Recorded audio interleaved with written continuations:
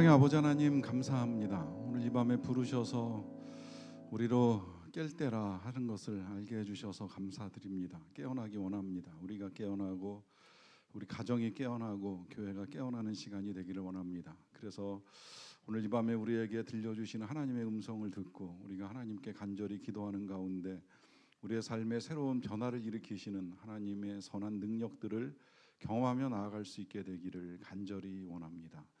예수님의 이름으로 기도하옵나이다. 아멘. 이 밤에 함께 나누실 하나님 말씀은 마가복음 1장 29절부터 34절까지 말씀입니다. 마가복음 1장 29절부터 34절까지 말씀입니다. 1장 29절부터 34절까지 하나님의 말씀을 저와 여러분들이 한 절씩 교독하겠습니다. 회당에서 나와 곧 야고보와 요한과 함께 시몬과 안드레의 집으로 들어가시니 시몬의 장모가 열병으로 누워 있는지라 사람들이 곧 그 여자에 대하여 예수께 여짜온대 나아가사 그 손을 잡아 일으키시니 열병이 떠나고 여자가 그들에게 수종드니라. 저물어 해질 때에 모든 병자와 귀신 들린 자를 예수께 데려오니 온 동네가 그 문 앞에 모였더라.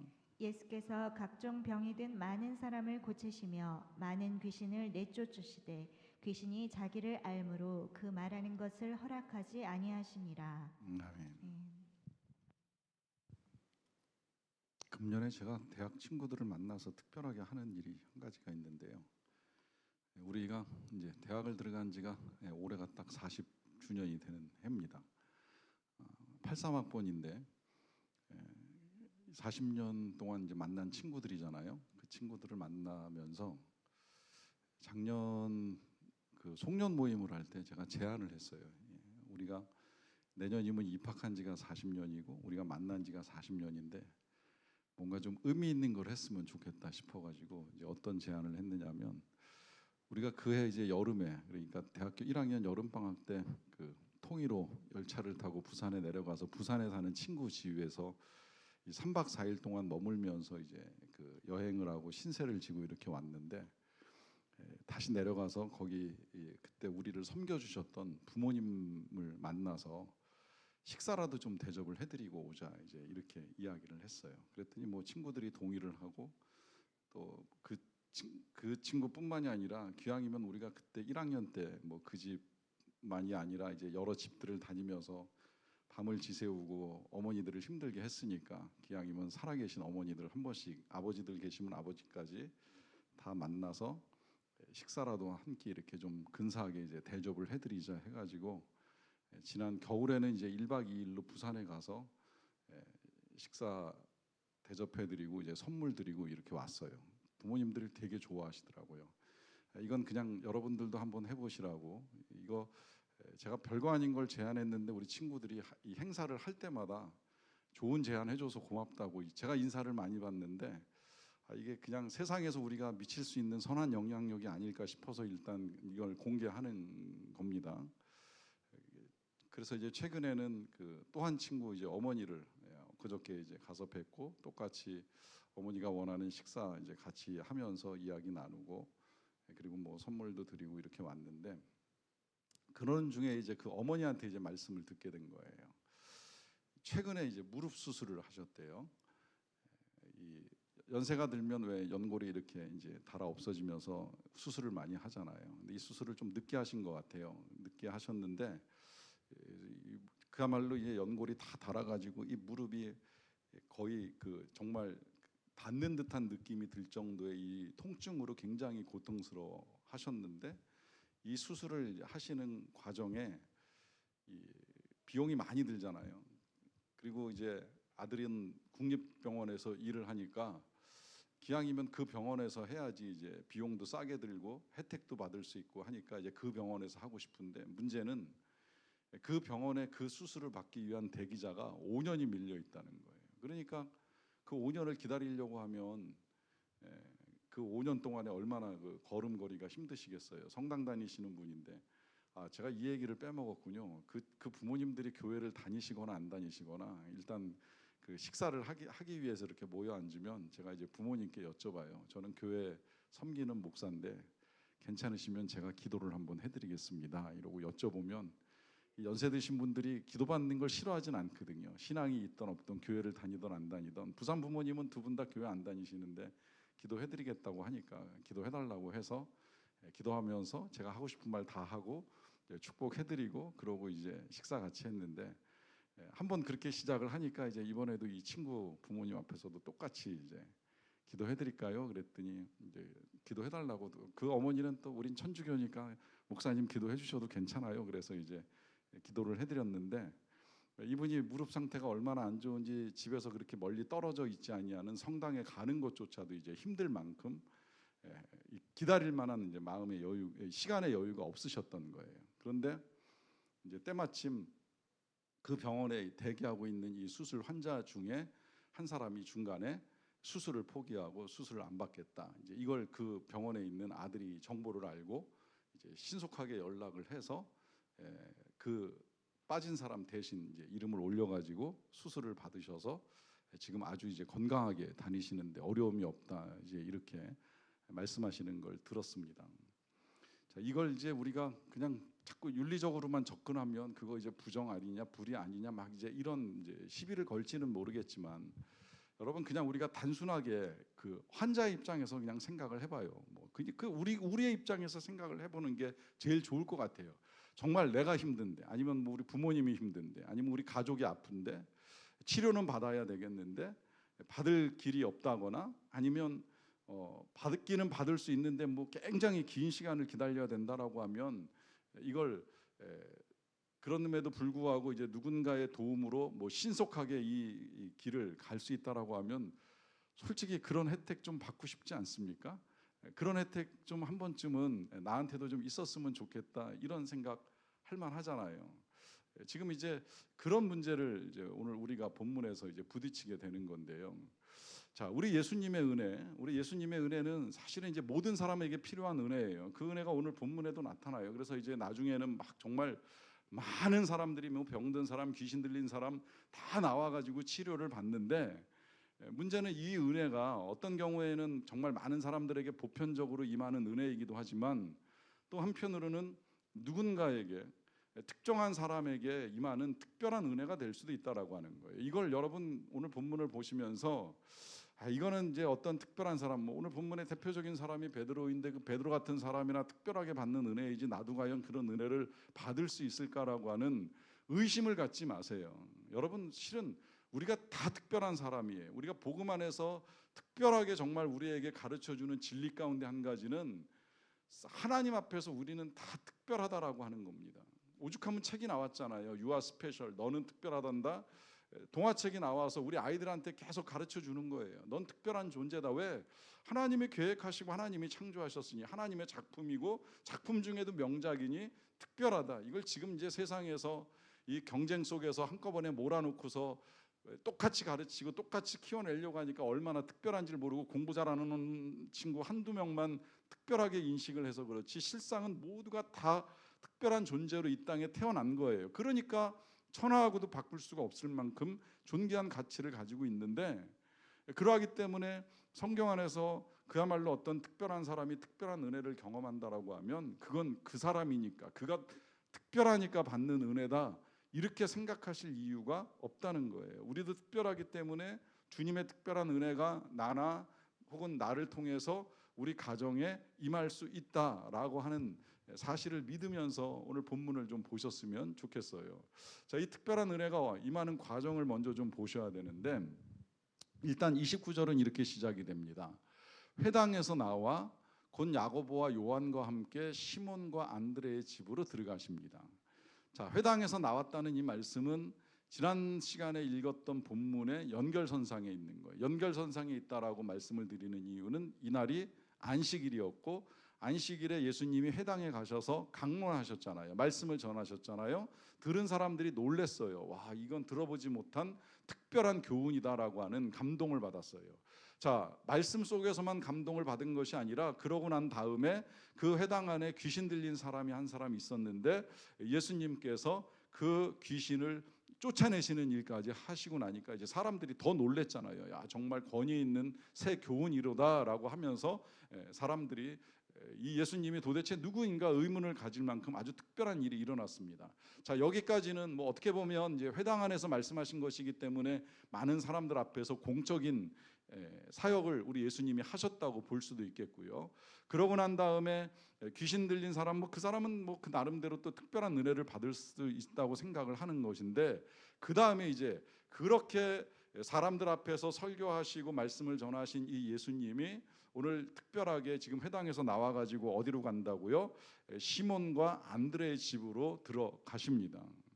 그러니까 우리 예수님의 사역이 회당에서 공식적으로 많은 사람들 앞에서 설교하시고 또 치유하시는 역사로 나타나기도 하지만, 때에 따라서는 이렇게 개인의 가정에 찾아가셔서 개인에게 필요한 것들을 허락하시는 은혜로도 나타날 수 있다는 거예요. 여기서 이제 우리가 성경을 읽어 나가면서 만나는 예수님을 내가 개인적으로 영접도 할 수 있고 초대할 수 있고 만날 수 있고 그분의 은혜를 나도 받을 수 있다는 기대감을 가질 수 있는 거예요. 예수님은 공식적으로만 사역하며 다니시지 않으셨어요. 사적으로도 사람들을 만나십니다. 그래서 때로는 뭐 삭개오의 집에 들어가서 하룻밤 머물다 가기도 하시고 하시면서 얼마든지 개인적으로 초대하고 개인적으로 만나기 원하면 이제 그런 자리를 통해서 또한 그 가정에 특별한 은혜를 베푸신다는 거예요. 그러니까 중요한 건 정말 특별한 은혜를 받고 싶은가? 그러면 특별하게 주님을 초대하는 일도 필요하다라고 하는 거예요. 특히나 저는 오늘 되게 이 본문을 보면서 제가 마가복음 참 좋아하고 여러 번 연구를 했었는데 정말 몰랐던 사실을 알았어요. 몰랐던 사실이 뭐냐면, 지금 이 예수님이 베드로의 집에 들어가시는 이 상황이, 베드로가 장모님이 아파가지고 주님 오셔서 우리 장모님을 좀 고쳐주세요라고 요청해서 간 것이 아니더라고요. 베드로는 그냥 예수님을 초대한 거예요. 원래 이 베드로가 애처가입니다. 그래서 그가 사역 중에 늘 이렇게 부인을 데리고 다녔어요. 오죽하면 나중에 이제 사도 바울이 그 편지 쓸 때 그런 편지 내용 혹시 기억하시죠? 나도 베드로와 같이 부인을 데리고 다닐 권한이 없겠느냐? 이러면서 이 베드로는 늘 부인을 데리고 다니고 바울은 늘 혼자 다니니까 너는 왜 혼자 다니냐 하는 이 말을 들은 베드로가, 아니 바울이 편지에다 그 내용을 썼잖아요.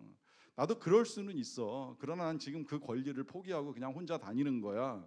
하지만 베드로는 부인과 함께 같이 늘 사역하는 걸 즐거워했다는 거예요. 그 말은 그만큼 베드로가 이제 애처가였다라고 하는 분석도 나오게 되는데요. 그러다 보니까 이 베드로가 장모님을 모시고 삽니다.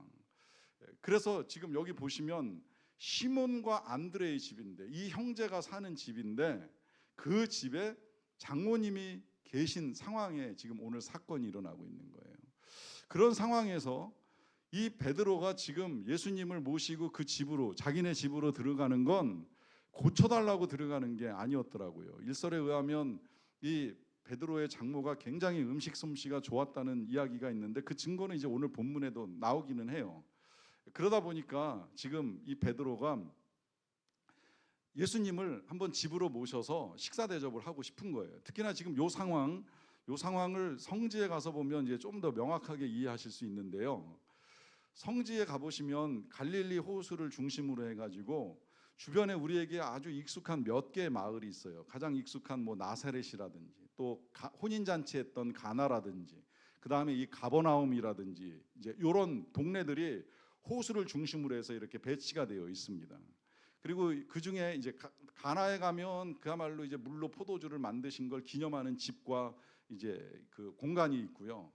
그 다음에 이제 이 나사렛은 뭐 예수님이 살았던 동네다 하는 이제 그런 이제 이야기를 우리가 전해 들을 수가 있고요. 가버나움에 가면 이 가버나움의 회당이 성경에 자주 등장을 하는데 그 회당 자리에 물론 당시의 회당은 아니지만 나중에 다시 세운 회당이 하나가 자리를 잡고 있습니다. 그래서 이 위치쯤에서 우리 예수님이 이 회당에서 강론을 하셨겠구나. 이제 이걸 어느 정도 우리가 알 수가 있는데요. 그러다 보니까 이 가버나움에는 실제로 이제 예수님의 마을이라고 하는 팻말이 적혀 있고 이제 거기에서 전해주는 이 가이드의 안내에 따르면 이 회당에서 한 20-30m 멀지 않은 거리에 떨어져 있는 곳에 베드로의 집이 있었을 것이다. 이제 이렇게 보통 추정을 합니다. 그러니까 우리 예수님이 갈릴리 바닷가에서 제자들을 만나 가지고 제자 나를 따라오너라라고 이제 초대를 하신 다음에 이 제자들과 함께 사역을 시작하시고 나서 그러고 이제 안식일이 됐을 때 그 가버나움에 있는 회당에 들어가서 강론하셨잖아요.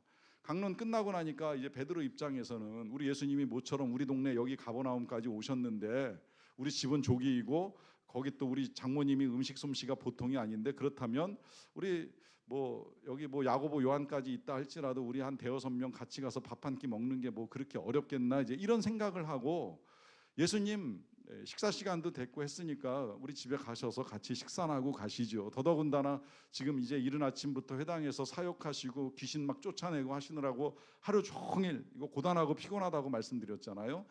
그런 사역을 하셨으니까 집에 가서 좀 쉬기도 하시고 식사도 하셨으면 좋겠어요. 이러면서 예수님을 집으로 모신 거예요. 그 모실 때까지 어떻게 보면 베드로는 자기 장모가 병들어 누워 있는지 어떤 상태에 있는지 전혀 모르는 상태에서 모신 겁니다. 이렇게 해석을 하는 이유가 있더라고요. 그 이유가 다음 절에 나옵니다. 30절 보세요. 시몬의 장모가 열병으로 누워 있는지라 사람들이 곧 그 여자에 대하여 예수께 여짜옵니다. 자, 이렇게 보시면 지금 이 장모가 열병으로 누워 있다라고 하는데 이 소식을 누가 알려줘요? 그 집안에 있는 사람들이 알려주는 거예요. 그러니까 이 상황이 지금 어떻게 보면 베드로가 아픈 장모님을 위하여 예수님을 모시고 온 게 아니라 베드로는 아무 생각 없이 이 일행을 모시고 자기 집으로 간 거예요. 특히나 이렇게 생각할 수 있는 이유는 원래 베드로는 생각하고 행동하는 사람이 아니라 행동하고 생각하는 사람이잖아요. 일단 칼부터 뽑잖아요. 그러니까 그런 사람이 뭐 자기 집에 남아있는 음식이 있는지 없는지 뭐 고민하겠어요? 그냥 예수님 여기 우리 집이니까 빨리 가서 밥이나 한 끼 드시고 좀 쉬었다 가세요 하고 갔는데 가보니까 장모님 병들어 누워있고 일어나지 못하고 계시고 사람들이 나와가지고 얘기를 하는 거예요. 지금 이 시몬의 장모가 몸져 누워 계신 지가 몇 날 됐는데 이런 상황입니다. 그제서야 어쩌면 베드로가 이제 생각을 그때 하기 시작을 한 거죠. 이건 내가 때를 잘못 맞췄구나. 이 정말 이 뻗을 자리를 보고 다리를 뻗었어야 되는 것인데 뭐 절에 가서 새우젓을 얻어 먹으려면 눈치가 있어야 되는 건데 이거 집에 와서 밥을 함께 얻어 먹으려면 눈치가 있어야 되는데 그 눈치를 못 채고 밖에서 나돌다가 집에 와 보니까 장모님 몸져 누워 계시고 꼼짝할 수 없는 상황이 된 겁니다.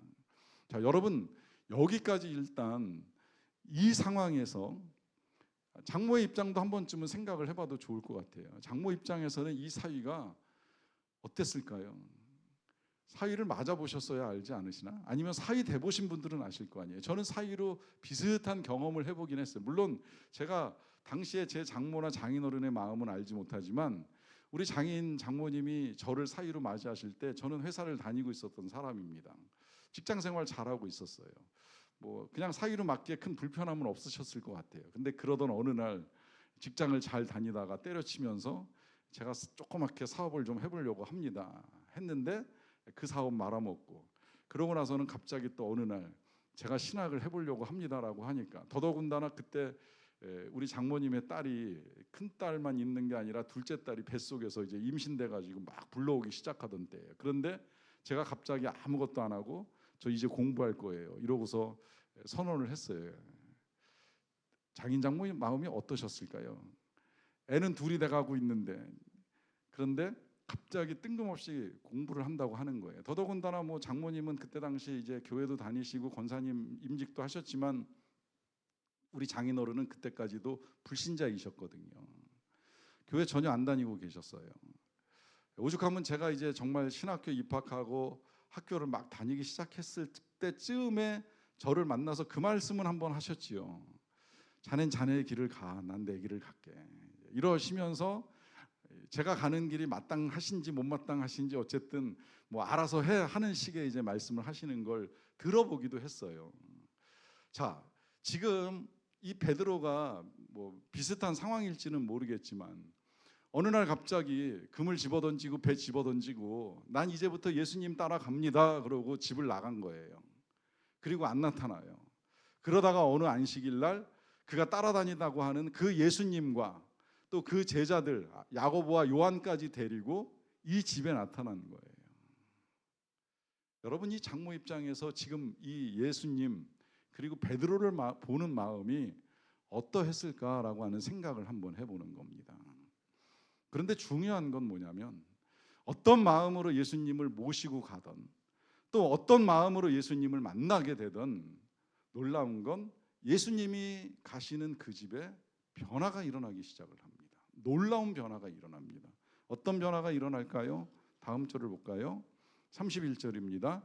나아가사 그 손을 잡아 일으키시니 열병이 떠나고 여자가 그들에게 수종드니라 그래요. 자, 여기서 뭐 보시는 대로 가장 큰 변화가 뭐예요? 장모님이 치유가 되셨어요. 장모님이 고침을 받으셨어요. 자, 우리가 지금은 뭐 열병 뭐 이 정도는 어떻게 치료가 되는지, 이 열병은 이제 우리에게는 익숙한 병이 아니에요. 그렇기 때문에 이거 어떻게 치료할까 잘은 모르겠지만 뭐 당시 사람들 입장에서 어쨌든 지금 이 사람들이 왜 예수님께 나와서 여쭙겠습니까? 혹시 고쳐주실 수 있지 않나라고 하는 기대를 가지고 여쭈는 거 아니겠습니까? 이 말은 역으로 이야기하면 예수님 같은 분이 아니면 아무나 쉽게 고칠 수 있는 병이 아니라고 하는 사실이에요. 그러니까 예수님을 찾고 예수님께 말씀을 드리겠죠. 자, 일단 이거 중요한 사실이기 때문에 기억하셔야만 됩니다. 그것은 예수님께 때로는 우리의 고난이 드러나야 되는 상황들이 있어요. 지금 여기서는 사람들이 장모의 열병에 대해서 이제 공개를 하잖아요. 마찬가지로 우리가 여러 가지 우리가 겪어나가는 삶의 문제들, 뭐 그게 꼭 질병만은 아니라 할지라도 그 모든 문제들이 그대로 예수님께 알려져야 될 필요가 있습니다. 때로 우리는 워낙에 요새는 더더군다나 이제 이 체면 문화 이게 너무 강해지고 있다 보니까 우리의 부끄러운 부분, 수치스러운 부분을 드러내는 걸 갈수록 더 힘들어하는 것 같아요. 전 좀 안타까워요. 물론 뭐 다 꼭 알아야 되느냐 이런 생각을 할지도 모르겠지만 실은 우리의 변화는 공개하는 데서부터 치유가 되기 시작을 하는 거예요. 그것이 마음의 병이든 몸의 병이든 가정의 문제이든 함께 나누고 함께 기도하는 가운데 무엇보다 함께 예수님 앞에 드러내놓고 예수님께 아뢰는 가운데 그 속에서 이제 하나님의 역사가 나타나고 변화의 일들이 이루어져 가는데 우리 자꾸 이제 이 숨기고 가리고 하는데 점점 더 익숙해져 가는 거 아닌가 하는 생각이 듭니다. 여러분 그러면 안 돼요. 적어도 주님 앞에서 그러면 안 돼요. 오히려 주님 앞에서야말로 정말 정직하게 있는 그대로 드러내는 작업이 필요합니다. 이 시므온 가족들이 잘한 건 바로 그 부분에 있는 거예요. 예수님 만나자마자 열병으로 누워 있나이다라고 하는 사실을 아뢰었고 그 예수님께 그것을 드러내는 그 즉시 이 가정에 일어난 첫 번째 변화는 바로 치유의 역사가 나타난다라고 하는 것이죠. 주님이 고치셨습니다. 잡아 일으키셨습니다. 이 일으킨다라고 하는 단어가 그냥 일으키는 게 아니잖아요. 병으로 죽어가던 자에게 생명을 주는 역사가 나타나는 거예요. 사람들은 이 병이 과연 고쳐질 수 있을까라고 하는 의문과 절망 속에 쌓여 있을 때 우리 예수님이 그 절망을 희망으로 바꾸고 확신으로 바꾸어지는 그 역사가 일으켜 세우는 역사라고 하는 것입니다. 중요한 건 이와 같은 권세가 우리 예수님에게 달려있다라고 하는 거죠. 이 사실을 우리가 믿는다면 주님 앞에 아뢰고 주님 앞에 드러내는 걸 부끄러워하고 주저할 이유가 없다라고 하는 거예요. 그런데 그러한 일들을 하는 과정 속에 우리 예수님께서 그냥 일으켜 세우시는 것이 아니라 나아가서 그 손을 잡아 일으키시잖아요. 참 성경 읽어 나가다 보면 우리 예수님 참 다양한 방식으로 사역한다라고 하는 생각이 드는 게 만날 때마다 사람을 고치시는 방법이 참 독특해요. 어떤 때는 그 안 못 보는 사람 고쳐줄 때에는 침 뱉어가지고 진흙을 한참 이긴 다음에 그걸 다시 또 눈에다 이렇게 바르고 난 다음에는 가서 실로암 못에 가서 씻어라 이렇게 말씀하셔가지고 고치시는 일도 있잖아요. 또 어떤 경우에는 그야말로 말씀으로 한 말씀 하시는 걸로 고치는 경우도 있어요. 어떤 사람은 아예 뭐 예수님이 전혀 아무 행동을 취하지 아니하셨는데 그 뒤에 와가지고 옷자락만 잡고 나서도 고침받은 여인도 있잖아요. 그런데 특별하게 지금 예수님이 이 시므온의 장모에게 있어서는 손을 잡아서 일으킵니다. 왜 그럴까요? 주님은 치유뿐만이 아니라 그녀에게 사랑을 전하고 계시는 거예요. 사랑을 전하고 있어요. 이제 이런 상황은 우리가 앞으로도 이제 몇 차례 볼 수 있긴 한데 오늘 특별히 예수님께서 이 시므온의 장모에게 손을 잡습니다. 뭐 상상에 따라서는 이런 상상도 해보실 수 있을 것 같아요. 그동안에 얼마나 힘드셨어요? 이 병과 싸우느라고 괴로우셨죠. 제가 도와드릴게요. 제가 살려드릴게요. 그러고 일으키시는 거예요. 이게 왜 중요하겠습니까? 이게 중요한 이유는 사람은 아프면 몸만 아프고 끝나는 게 아니잖아요. 사람이 몸이 약해지기 시작하면 마음도 약해지고 심한 경우에는 영혼도 병듭니다. 저도 이거 몰랐었는데 재작년에 제가 한참 몸이 안 좋을 때 이제 확인을 했어요. 정말 이 몸이 아픈 상황에서 영혼이 강건해질 수도 있지만 거꾸로 몸이 약해지면 이 믿음도 떨어지고 영혼도 약해지는 일들을 겪어 나갈 수 있다는 걸 체험을 해보게 된 거예요. 더더군다나 이렇게 몸 아픈데 사위는 집 나가서 돌아올 생각도 안 하지 하다 보면 어쨌든 사람은 원망할 대상을 찾게 되어 있는데 이 베드로가 얼마나 미웠겠어요. 지금 뭐 집에 먹을 걸 가져오기를 하나, 돈을 벌어오기를 하나, 집에 들어오기를 하나, 이거 정말 뭐 하고 있는가, 이제 이런저런 상한 마음 있을 때 누가 도대체 데리고 간 거야라고 하면 뭐 듣는 바 소문에 의하면 예수라는 사람을 따라갔다고 합니다라고 하면 그 예수 알지 못할 때에는 얼마나 미움과 원망이 되었겠습니까? 그런 상황에서 그 아픈 마음 아시니까 예수님이 마음 만지시면서 위로하시는 거예요. 그래서 손을 잡아주시는 거예요. 그러자 이제 열병이 떠나가고 여자가 그들에게 수종을 듭니다. 이 수종을 든다라고 하는 것이 아까 제가 말씀드린 이 장모의 음식 솜씨를 이제 증거하는 표현이라고 말씀드릴 수가 있겠는데, 이 수종든다라고 하는 건 그냥 따른다는 의미가 아닙니다. 섬긴다는 의미를 가지고 있는 거예요. 섬긴다는 의미는 음식을 만들어서 대접한다라고 하는 의미입니다. 그러니까 믿을 수 없지만 우리는 지금 같으면 사람이 수술을 받고도 회복하고 퇴원하는 데까지도 뭐 일주일, 열흘, 심지어 이제 한 달씩도 걸릴 수 있는데, 여러분 예수님의 치유는 달라요. 이것부터 우리가 우리의 상식을 깨야 돼요. 우리의 경험을 깨뜨려야 돼요. 예수님이 일으키시면 그냥 단박에 얼마든지 기운 차릴 수 있는 거예요. 나중에 우리가 곧 보겠습니다마는 이 나병 환자도 몇 년 동안 고침받지 못했지만 손 한 번 딱 대면 그 즉시로 그냥 깨끗하게 나음받고 깨끗한 몸으로 제사장 만나는데 아무 어려움이 없는 거예요. 그러니까 지금 이 어머니가 몇 날 며칠 누워있다 할지라도 예수님 일으키시면 그냥 아주 깨끗하게 낫는 거예요. 정말 완전히 깡마른 손이 완전히 정상적인 손이 되는 것처럼 순식간에 회복이 일어나는 거예요. 그러니까 이 여자가 일어나자마자 뭐 하는 거예요? 벌떡 일어나가지고 잠시 앉아 계세요, 기다리세요 하시고서는 나가가지고 음식 만들어가지고 예수님만 대접합니까? 아니잖아요. 그들 누구예요? 여기 야고보도 있고 요한도 있고 뭐 베드로도 있고 뭐 그 동생 안드레도 있고 다 대접을 하는 거예요. 더 나아가서 나중에 이 베드로의 장모는 예수님을 따라다녔던 여인들, 그 이름이 드러나진 않지만 늘 누가복음에 보면 그 여인들 많이 나오거든요. 수산나, 요한나 다음에 이제 마리아하고 그 외에 여러 여자들이 나오는데 그 여자 중에 한 명이 아니었을까라고 할 정도로 끝까지 예수님을 따르는 제자의 한 무리 중에 한 여인이었다, 이제 이렇게 이야기할 만큼 예수님을 따르는 사역을 감당했다라고 여겨지는데요. 중요한 건 이제 그런 사역 이전에 제일 먼저 예수님을 섬기는 이 수종의 자리까지 이제 나아가는 거죠. 자, 여기서 지금 우리 예수님이 이 집안에 들어갔을 때 일어나는 이제 또 하나의 변화가 드러나는 거예요. 그 변화는 섬기는 사람으로의 변화입니다. 이전까지는, 예수님이 오시기 전까지는 병든 사람이었고 누워있는 사람이었어요. 그런데 그가 예수님을 만났어요. 이 집안에 예수님이 들어갔어요. 들어가면서 놀라운 일이 일어나는 거죠. 그건 그 병든 자가 일어나는 걸로 끝나는 게 아니에요. 그 병든 자가 일어나서 예수님을 섬깁니다. 또 예수님의 사람들을 섬깁니다. 자, 여기서 이제 다시 한번 또 생각을 해보는 거예요. 이 장모가 이 사건이 일어나기 직전까지 보았던 베드로는 어떤 사람입니까?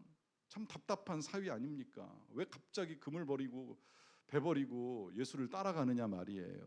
그런데 그 사위 아니었으면 이 장모가 정말 고침받을 수 있었을까 하는 생각을 해보는 거죠. 그런 면에서 이 사위는 지금 장모를 위해서 굉장히 대단한 일을 한 거예요. 왜? 죽을 뻔한 장모를 고쳐주는 데 있어서 큰 역할을 담당한 사람이잖아요. 거기다가 이 장모가 베드로 때문에 예수님을 만나는 거예요. 중요한 건 몸만 고침받는 게 아니잖아요. 몸만 고침받는 게 아니라 영혼이 구원받는 것보다 중요한 것이 어디 있겠습니까? 제가 우리 장인 장모를 위해서 특별하게 한 게 없지만 하나 잘한 게 있다면 아까 말씀드렸던 그 장인 어른이 이제 저와 같이 우리 교회에 출석하시고 여기 우리 교회 이 위에서 제 손에 세례 받으시고 세례 받을 때 찍은 사진이 영정 사진이 되었고요. 그 사진 놓고 돌아가셔서 천국에 들어가셨다는 거 아닙니까? 이게 얼마나 큰 일이에요. 모르겠어요. 뭐 그걸 사람에 따라서 뭐 그까짓 거 하나 이렇게 생각할지 모르겠지만 저는 제가 할 수 있는 효는 그걸로 다 했다고 생각을 하는 거예요. 언제든 다시 또 천국에서 만날 수 있는 것도 감사한 일이 되는 거고, 영혼 구원했으면 되는 것이지, 물론 제가 한 게 아니라 주님이 하셨지만 그 통로로 쓰임 받을 수 있었다는 이 사실이 늘 저에게 감사한 일이 되는 것이죠. 그러니까 이 베드로에게 있어서도 다른 어떤 것보다도 장모로 하여금 예수님을 만나게 하고, 그래서 고침받는 걸 넘어서서 이제는 그가 예수님을 따르고 하나님 나라의 백성으로 살아갈 수 있게 하는 이 일을 이루었다라고 하는 점에 있어서 얼마나 귀한 일을 이루어낸 사람입니까? 그러니 그는 더 이상 한심한 사이가 아닌 거예요. 아주 위대한 복음의 통로고 은혜의 통로가 된 거예요. 그러면서 여러분, 이 집안 안에 어떤 변화가 일어났는가 하는 걸 잘 생각을 해보십시오. 조금 전에 이 집안은 예수님이 들어가시기 전까지는 병상이었어요. 병원 같은 곳이었어요. 자칫하면 장례식장이 될 수도 있었던 거예요. 온갖 고통과 슬픔이 있을 수 있는 자리였어요. 자, 그런 자리가 지금 예수님이 들어가셨습니다. 어떤 일이 일어납니까? 치유의 역사가 나타나잖아요. 그야말로 회복되는 병상이 된 거예요. 치유가 일어나는 공간이 된 것입니다. 더 나아가서는 병원일 뿐만이 아니라 교회가 되는 거죠. 왜? 여기 지금 얼마나 아름다운 공동체의 모습이 나타납니까? 치유된 사람은 예수님을 섬기고 예수님은 고쳐주고, 이게 교회지 뭐가 교회겠습니까? 누군가는 섬기고 누군가는 변화되고 누군가는 회복되는 이 자리가 교회가 되는 것이죠. 그러니까 이 베드로가 이 집을 두고 떠날 때에는 어리석게 보이고 한심하게 보였을지 모르겠지만, 후일에 그를 통하여서 지금 일어나는 이 놀라운 변화들, 이 변화가 이 가정 안에 하나님의 놀라운 은혜를 불러옵니다. 자, 이게 어떻게 보면 베드로가 개인적으로 누렸던 특혜처럼 보이기는 해요. 수많은 사람들 가운데에 이 베드로의 집에서 우리 예수님이 특별한 기적과 능력을 베풀어 주셨으니까요. 하지만 서두에도 말씀드린 것처럼 이 특혜는 베드로만의 것이 아닙니다. 우리가 다 경험할 수 있는 일들입니다. 그러기 위해서 우리도 주님을 초대해야 됩니다. 주님의 능력을 믿고 주님이 지금도 살아계시고 우리를 위해서도 이와 같은 일들을 능히 이루실 수 있다라고 하는 믿음을 가지고 여러분들의 삶에, 여러분들의 가정에 주님을 모시고 주님을 초대하세요. 그리고 기대하세요. 물론 사람마다 좀 다를 수는 있을 거예요. 그건 하나님의 계획이 다르기 때문이고 우리가 받아들일 준비가 다르기 때문일 수 있다라고 저는 늘 생각을 해요. 그래서 정말 이렇게 즉각적인 변화가 일어나는 사람이 있는가 하면, 또 사람에 따라서는 난 기도하지만 당장은 그런 변화가 안 일어나는 것 같은 답답함을 가질 수도 있을 거예요. 하지만 낙심하지는 마세요. 하나님이 가장 좋은 때에 주시는 건 틀림없습니다. 하나님의 때에 주실 거예요. 그 때에 하나님이 이루실 거예요. 그 소망을 가지고 오늘도 주님을 초대해서 우리의 삶에 일으키시는 놀라운 은혜를 경험하시는 저와 여러분들이 다 되시기를 간절히 축원합니다. 기도하겠습니다.